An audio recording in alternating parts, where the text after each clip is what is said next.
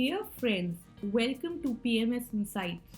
While COVID led to an unprecedented sell off in the global and Indian equity markets, we have seen a smart pullback led by higher liquidity and gradual normalization of economic activity. On a year to date basis, the Nifty index is down by around 6%, while it has recovered 50% from the lows of March 23rd, almost mirroring the US markets. The recovery rate of 77% is a thing to cheer about, but the rising incidences which led to containment in specific areas and lockdowns at a state level would result in a slow and gradual recovery. The GDP is down 24% year on year for the June quarter, which was much lower than the consensus expectations. Certain high frequency indicators like index of industrial production, auto sales, credit card growth are showing green shoots while many others remain muted. Resilient rural economy with above average monsoon have shown signs of strength and bodes well for the short to medium term demand uptick.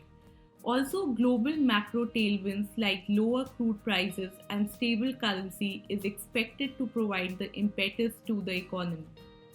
Q1 FY21 earnings has managed to beat the muted expectations, and most of the corporates are assuming recovery only after 2H FY21. While the revenue and PAT dropped significantly as expected, tight leash on costs have helped to maintain or even improve margins for most corporates. We will be shortly releasing our detailed portfolio-wise quarterly update and commentary. Every crisis turns the tide in favor of some sectors and companies. It was IT after the 92 market crash, infrastructure after the 2000 tech crash, and after the GFC, FMCG, autos, and more recently financials have proven to be the wealth creators. Telecom, IT, pharma, auto may have the benefit of macro tailwinds and the potential to grab a higher share in the Nifty index going forward. Coming to the valuations, the risk reward of the Indian market has become more balanced over the past 2 to 3 months with sharp recovery in most sectors. With the Indian market trading at 19 times 22 net profits, which is at higher end of its historical range, the extent of upside from these levels would be driven by the pace of earnings recovery.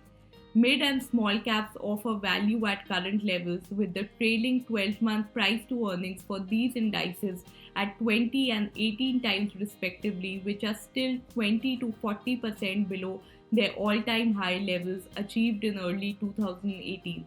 They have underperformed the Nifty index too since the last 3 years. Coming to our portfolio positioning, we have adopted a balanced approach in our portfolios.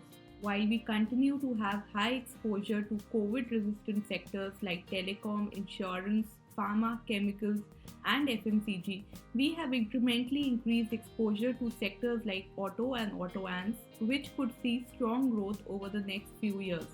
We have increased our exposure to quality mid-cap and small-cap names across our portfolios after prolonged underperformance over the last 3 years.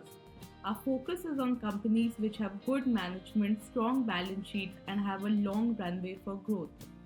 Thank you.